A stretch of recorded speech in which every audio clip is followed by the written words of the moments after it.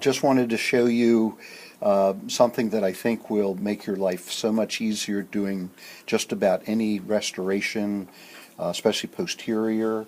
Also crown preps. I use it for crown preps. Just want to show you how we do it. Take a rubber dam, heavy body, or extra heavy, heaviest you can get. Put a stamp on it that delineates where teeth are, and essentially you do a generic dam, and we punch 5 holes. So usually from second molar up to the cuspid. Okay, so we have 5 holes, and the girls prepare a whole box when they get a chance, so we're ready to go. It's called split dam, and essentially what you do is you just then cut all the holes except for the last one, which is the cuspid. So essentially that's split dam, and split dam can be used bottom left, top left, bottom right, top right, and so it's generic. Donna, would you bring me some shave cream? Okay, so basically this is the way it's set up, and this is set up for top right. And what I use is just use, right now I'm using Cremo Cream, which is a shave cream, and the reason I like it as a lubrication is basically it washes away with water. And so that allows it to go on really quickly. So this is set up like for top right, but can be set up for any quadrant just by putting the holes in the appropriate place. Basically, the only retainers I use is a W3 for molars and a W2 for buys. And I'll show you on a model. Basically, we just go ahead and we'll put this on this guy here.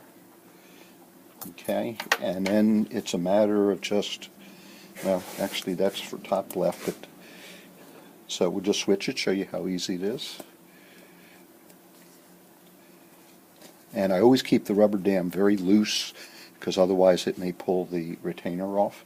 And essentially what it is it's just pulling it over the retainer, going up to the buy,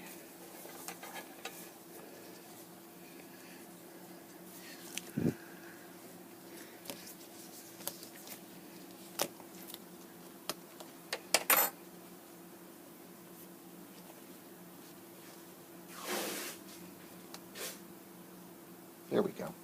So it's like this. Doing it on a model is a lot different than doing it on a patient because I lose all orientation. So essentially, let me put it like this. Now his teeth are falling off. Yeah, now the teeth are falling off. Do you want me to use a real person?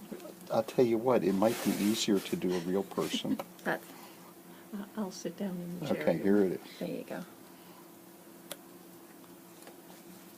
It probably would have been easier doing it on a real person, but essentially, if you didn't pay any attention to all of that, now we're ready to go.